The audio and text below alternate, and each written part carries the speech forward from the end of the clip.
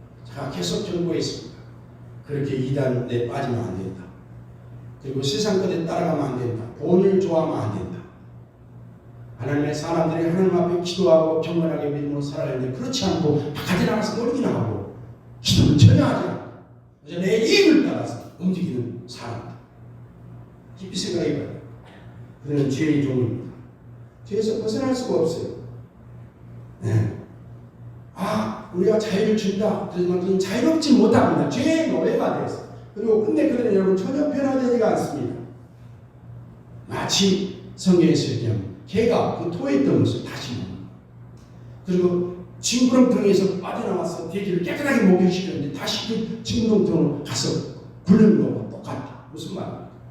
여러분 이들이 예수를 믿었습니다. 그래서 깨끗하게 되었습니다. 믿음으로 살겠다고 했습니다. 그런데 어느 순간 보니까 다시 일생활을 똑같이 합니다. 먹고 마시는 것으로 세상 사람과 똑같이 전혀 달라지지 않고 변화되지 않아요. 본질적인.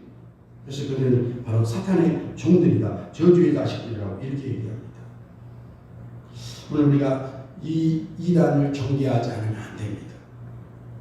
우리 교회가 이렇게 큰 피해를 입는 것은 바로 이단 때문입니다. 다 설명할 수 없죠.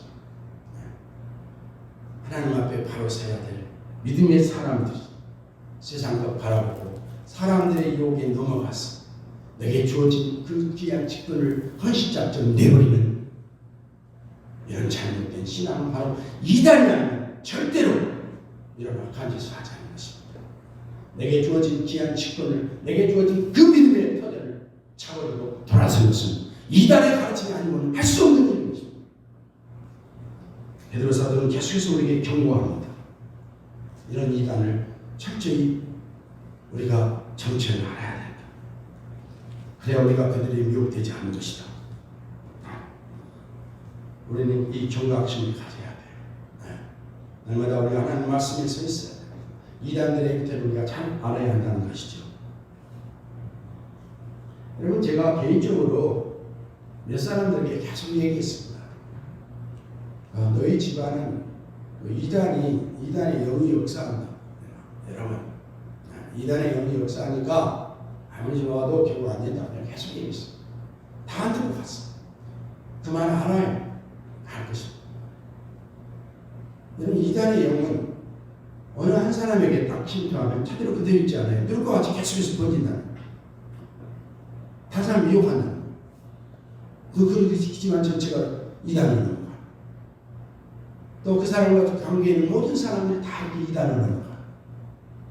그래서 하나님은 신실하게 섬기지 못합니다. 말씀에서 벗어납니다. 그저 흥청망청 세상 것 좋아. 그저 그것이 전부라. 이 땅의 것이 전부라. 이익을 따라 살아가. 돈이 전부라고 생각하고 이런 세속적이고 타락한 삶을 우리에게 조장하고 그렇게 넘어지게 하는 이 이단을 우리는 절대로 용납해서는 안 된다. 라는 것이 베드로가 우리에게 당부하고 있는 두 번째 우리가 점검해야 될 내용인 것입니다. 세 번째로 우리가 알아야 될 것은 여러분 우리가 주님의 오심을 준비해야 한다는 사실이죠. 베드로서 3장에서는 오늘 우리가 새벽에도 말씀을 나눴습니다. 여러분 이 마지막 때 여러분 소위 회의주의자들이 나타납니다. 먼저 이것을 알지니 말세에 조롱한 자들이 와서 자기의 정욕을 따라 행하며 조롱하여 이르되 주께서 강림하신다는 약속이 어디 있느냐. 저 사람들이 장부로부터 만물이 처음 창조할 때까지 그냥 있다 하니 무슨 말이야? 우리의 신앙은 예수가 오신다고? 웃긴 소리네. 언제 예수가 오면 어떻게 돼요? 예수가 올 때 세상이 망한다고 벌써 잡고 되는데 계속해서 이렇게 사람들의 신앙을 계속해서 흔들기 시작합니다. 우리도 가만히 말들은 그 말 맞아. 그래. 예수님이 가신 지가 2000년이 됐는데 아직도 안 오시네. 거짓말 아닌가? 상식 아닌가? 우리가 믿음으로 살 이유가 있을까? 세상 그대로잖아. 아니 세상 그대로입니까? 저번에 한번 제가 말씀드렸어요. 지구가 점점 뜨거워지고 있다. 여러분 이대로 와서 2도만 지나도 지구의 모든 생물들이 많이 소멸되고 6도가 올라가면 지구는 끝납니다. 뿐만 아니죠. 지구가 점점 뜨거워지고 있다는 이 사실. 여러분 그 코로나도 지구의 변화, 기후 변화에서 일어나는 거 아닙니까? 그뿐만 아니죠. 핵폭탄이라든가 수없이 지구가 불구덩이 되고 불바다가 될 그런 저징들이 세계 도처에서 나타나고 있습니다. 이상한 것은 신학자도 이걸 말하잖아요. 교회 안에서 말하잖아요. 근데 반대로 과학자들이 얘기합니다. 소위 생태학자들이 얘기합니다. 지구가 이대로 가다면 끝장난다. 얼마 가지 않았어. 50년 안에 지구가 멸망한다. 그런 책도 제가 예전에 소개한 적이 있지 않습니까? 기억해야 됩니다. 하나님께서 이미 이전에 온 세상을 물로 심판하셨습니다. 그리고 이제 마지막 심판은 불로 심판하신다고 그렇게 말씀합니다. 근데 왜 아직도 심판이 이루어지지 않습니까? 여러분 기억해야 돼요. 그것은 바로 하나님의 시간표와 우리 시간표가 다르다는 것이죠. 사랑하는 자들아, 주께서는 하루가 천년 같고 천년이 하루 같다는 것을 이 한 가지를 잊지만 우리는 2000년이라고 생각하지만 여러분 주님께서는 이틀밖에 안 되는 거예요. 시편 90편 4절에 주의 목전은 천년이 지나간 어제 같으며 밤에 한순간 같을 뿐입니다. 잠깐이야. 별로 길지 않았지만 근데 우리 2000년 너무너무 길어요. 왜 안 하세요? 하나님의 시간표와 우리의 시간표는 달라요. 네. 근데 그보다 더 결정적이고 더 중요한 사실, 주님이 아직도 이 땅을 멸하시지 않고 주님이 오시지 않는 결정적인 이유가 무엇입니까? 그것은 베드로 3장 9절입니다. 주의 약속은 어떤 이들의 더디다고 하는 것 생각하는 것 같이 더딘 것이 아니라 우리 주께서는 너희를 대하여 오래 참으사 아무도 멸망하지 아니하고 다 회개하게 이르기를 원하시다. 우리는 2000년쯤 모르면 주님이 이틀밖에 되지 않았어요.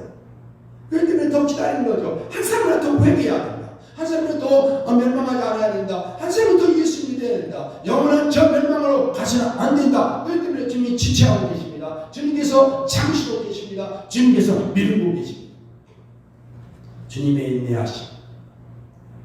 주님은 지금도 인내하시고 참으시고 기다리고 계신데 그것을 오용하고 남용하면서 주님이 어디인지 오냐고 이렇게 회의자들이 악한 자들은 계속해서 우리의 신앙을 흔들려고 합니다. 여러분 바로 이 사실을 우리가 잘 알아야 돼요. 그러나 여러분 기억해야 돼요. 주의 날은 옵니다. 터적같이 옵니다. 터적이 예고합니까? 전혀 뜻밖의 오는 것입니다. 여러분 죽음도 마찬가지예요. 죽음이 예고합니까? 아닙니다. 뜻없이 각자가 죽습니다. 놀러가서 죽은 사람들 얼마나 많아요. 여러분 예수님도 마찬가지예요. 갑자기 오셔요. 문제는 준비하고 있어야 돼요. 그리고 온 세상은 불바다가 될 것입니다. 이럴 때 우리가 어떻게 해야 됩니까? 오늘 거룩한 행실, 주님 오신다가 너무나 당연해, 너무나 분명해. 그 날마다 우리가 거룩한 행실과 경건함으로 하나님의 날에 임하시길 바라보고 간절히 사모하라. 그날이 하늘에 불에 타서 풀어지고 물질이 뜨거운 날이 녹아지는 온 세상이 불로 다 없어질 그날이 오게 될 것입니다. 우리는 그날을 알기 때문에 그날은 세상을 심판하지만 우리는 구원의 날입니다. 우리가 주님을 맞이할 날입니다. 우리 주님께서 이 땅에 우리를 위해서 오실 그날입니다. 오셔서 우리의 수고와 아픔과 그 모든 눈물을 닦아주시고 그러므로 우리 사도 베드로는 계속해서 우리에게 그러므로 사랑하는 자들아 믿음의 굳게 선 자들아 어려움 속에서도 흔들리지 않고 여동하지 않고 신실하게 주님을 섬긴 자들아 이것을 바라보는 주 앞에서 점도 없고 흠도 없이 평강 가운데 나타나게 하소서. 힘모셨을 때 우리는 점도 없이 흠도 없이 주님 앞에 그래서 성도들을 신부라고 해요. 신부. 옛날에 잘 알죠. 베트남 전쟁에서 월남 전쟁에서 많은 젊은이들이 많은 사람들이 월남에 파병됐습니다. 네. 자 그때 남편이 지금 전쟁터에 갔습니다. 우리 가족을 구하고 우리를 위해서 돈을 벌어서 가난한 우리의 삶을 일으켜보려고 자기 생명을 걸고 여러분 월남에 갔으니까 어떻게 해야 됩니까? 아내는 날마다 자녀들을 돌보고 그들을 잘 키우면서 남편 오기를 간절히 기다려야 되는데 그렇지 않았죠. 남편이 저뒤 옵니다. 잘 오지 않습니다. 바람 피기 시작합니다. 곁길을 나가기 시작합니다. 남편이 돈 붙여준 것 가지고 엉뚱한 짓거리 합니다. 남편 볼 수 있겠습니까? 그 남편을 기쁨으로 맞이할 수 있겠습니까? 오늘 우리 주님도 마찬가지입니다. 우리 위해서 죽으시고 십자가에 못 박혀 죽으시고 다시 살아나시고 우리 위해 살아계신 그분 다시 오실 것입니다. 우리는 그 사실을 굳게 믿기에 날마다 우리는 정과 흠과 티도 없이 거룩하고 경건한 삶을 추구하면서 날마다 주님 오심을 날마다 기다리면서 우리가 거룩하게 살아가야 되지 않겠습니까? 그래서 사랑하는 형제들이요, 여러분 이렇게 닥쳐올 일과 주께서 하실 일을 기다리고 있으니 부디 죄를 멀리하고 모든 사람과 늘 평안을 꾀심하십시오. 그래야 주께서 다시 오실 때 기쁘게 맞아들일 것입니다. 우리가 깨끗하고 정결한 모습으로 살아야 되는 것입니다. 여러분 우리가 기억해야 돼요. 주님 오실 날이 얼마 남지 않았어요. 이 코로나도 많은 사람들이 하나의 소위 종말에 대한 프로젝트, 종말에 대한 성경에 보면 종말에 일어날 여러 가지 징조들, 여러 가지 계획, 종말에 일어날 나타날 현상들이 여러분 이미 요한계시록에 보면 알고 나타나고 있지 않습니까? 온 세계가 전염병에 또 이 다음에 이제 기근이 들겠죠. 등등 이렇게 요한계시록에 보면 이 종말에 일어날 많은 현상들이 이미 다 기록되어 있고 그 프로그램에 의해서 지금 진행되어 가고 있는 것입니다. 그렇다면 주님의 오심도 결코 틀리지 않은 것입니다. 주님을 기다리는 성도들이 되어야 됩니다. 날마다 오실 주님을 바라보며 말씀 앞에 내 자신을 굴복시키고 이 육신의 정욕을 제어하면서 기도하고 주님께서 우리에게 주실 그 귀한 사명을 붙든 바 되어서 오실 주님을 날마다 기다립니다. 초대교회 성도들은 그 핍박 속에서도 여러분 결코 그들은 포기하지 않고 그들은 사자굴 속에 던져지고 또 불 속에 접혀지고 심지어 십자가에 여러분 네로는 이 예수 믿는 사람들 전부 잡아다가 십자가에 매달고 거기다 기름을 뿌리고 여러분 소위 인간 가로등을 만들었어. 불탄 사람이 다 예수 믿는 사람. 그 속에서 딱 한마디 나 예수 안 믿겠어. 나 신앙 포기하겠어. 그러면 자유롭게 됩니다. 그 말을 끝까지 포기하지 않았어. 그 불 속에서 타오르는 그 불 속에서 끝까지 아멘 주 예수여 어서 오시옵소서. 그리고 서로 그들이 서로 주고받던 말 무슨 말입니까? 마라나타 한번 해봅시다. 마라나타 크게 비대면 하고 있는 성도를 또 크게 하세요. 마라나타 주 예수여 어서 오시옵소서. 아멘. 주 예수여 어서 오시옵소서. 우리의 소망, 우리의 믿음 날마다 우리가 바라는 주 예수여 어서 오시옵소서.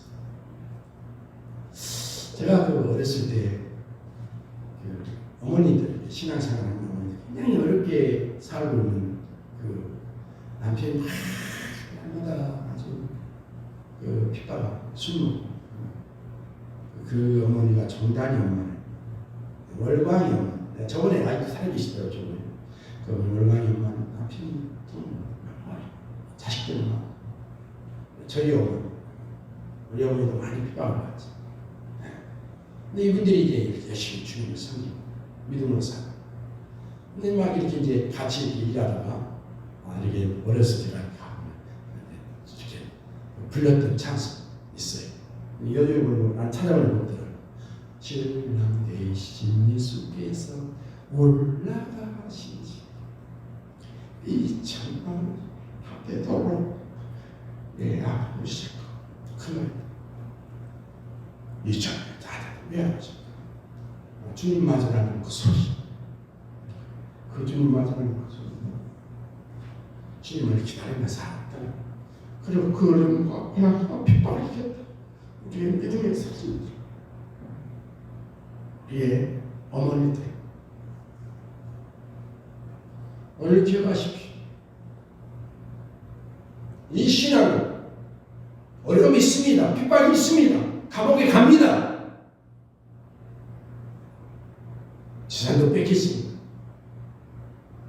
그러나 그들은 포기하지 않았습니다. 왜요? 주 예수께서 다시 오실 것입니다. 아멘. 주 예수여 어서 오시옵소서. 이것이 초대교회 성도들의 소망으로 노래요 기다림으로 날마다 살아가는 삶의 이유였던 것입니다. 그러나 성도 여러분, 주께서 오래 참고 기다린 것은 바로 우리가 구원의 소식을 다른 사람에 전하도록 시간을 주고 계신다. 이 말씀 현대어로 번역합니다. 베드로서. 그래서 우리가 주님의 오심을 기다렸다고 하면 우리는 바로 이 귀한 복음의 사명이 있음을 알아야 돼요. 지금 우리가 얼른 복음 전하지 못하지만 이 코로나가 속히 종식되었어요. 우리가 주의 복음을 증거하는 사람들에게 주의 사랑을 증거하고 다시 예수님이 오신다고 하는 이 사실을 우리가 힘있게 증거해야 하는 것입니다.